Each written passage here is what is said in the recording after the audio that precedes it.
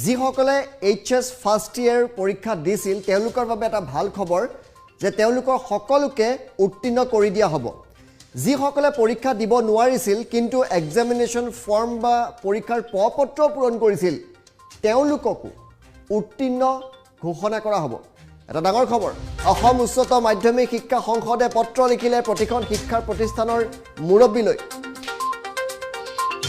যিসকলে পৰীক্ষাৰ পত্ৰ পূৰণ কৰিছে অথচ পৰীক্ষা দিব নোৱাৰিলে তেওঁলোককো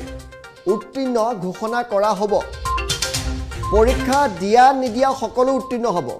পত্ৰ যদি পূৰণ কৰিছে এক্সাম সেইখন জাননী আৰু জাননীখনত স্পষ্টভাৱে লিখি দিয়া হৈছে কি লিখা হৈছে মই এই মুহূৰ্তত পঢ়ি শুনাব বিচাৰিছো আজি এই জাননীখন জাৰি কৰা হৈছে য'ত কোৱা হৈছে